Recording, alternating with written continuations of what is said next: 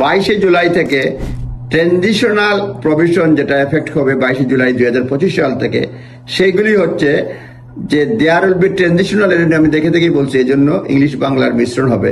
There will be transitional arrangement in place for existing skill worker visa holders granted permission as a skilled worker under the rules placed before 2022. However, new rules are clear that this relaxation only be temporary. এই যে RQF level বৃদ্ধি পেয়েছে এজন্য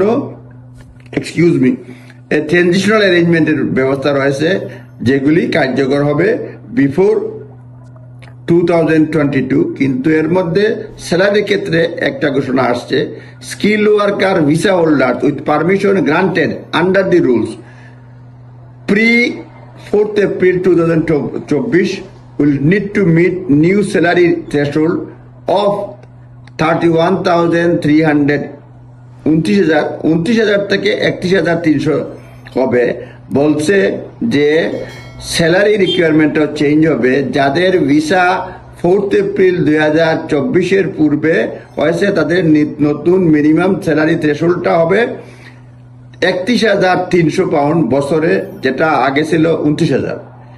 এরপরে হচ্ছে যেসব skill worker relevant PhD আছে to their rules need to satisfy higher salary requirement of 37,500 per annum, এটা 34,830 থেকে বেড়ে যাদের রেলিভেন্ট সাবজেক্টে যাদের PhD রয়েছে তাদের স্যালারি হবে 37,500 per Anam, increase from 34,830 pound. অর্থাৎ যাদের রেলিভেন্ট সাবজেক্টে PhD রয়েছে তারা যদি ওয়ার্ক পারমিট নিতে চায় তাদের স্যালারি হতে হবে মিনিমাম 37,500, যেটা 34,803 থেকে বৃদ্ধি পাবে। তারপর হচ্ছে there will be also transitional arrangement place allowing existing skill worker visa holders to continue extend their visas, bringing dependent, change employment, take supplementary employment in occupations below RQF level 6। RQF level 6 এর অধীনে যাদের visa already আছে তারা transitional অ্যারেঞ্জমেন্টের অধীনে তারা visa extend করতে পারবে, dependent আনতে পারবে, এমপ্লয়মেন্ট পরিবর্তন করতে পারবে, সাপ্লিমেন্টারি এমপ্লয়মেন্ট নিতে পারবে বিলো RQF লেভেল 6। এটা ট্রানজিশনাল অ্যারেঞ্জমেন্টের মাধ্যমে যেসব কাজ করতে পারবে সেগুলি RQF লেভেলের বিলো, ডিপেন্ডেন্ট আনতে পারবে, এমপ্লয়মেন্ট পরিবর্তন করতে পারবে, সাপ্লিমেন্টারি এমপ্লয়মেন্ট নিতে হবে, continue to extend their visa করতে পারবে।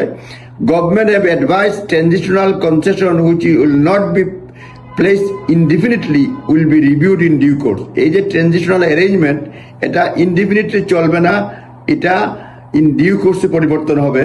এই যে RQF লেভেলের নিচে যারা রয়েছে তাদের জন্য ট্রানজিশনাল অ্যারেঞ্জমেন্টে এটা নিচে হবে না, মানে লং টাইম থাকবে না, এটা তারা রিভিউ করবে। সুতরাং নিজ দায়িত্বে দেখে নেবেন transitional provision taking effect for 22 July 2025।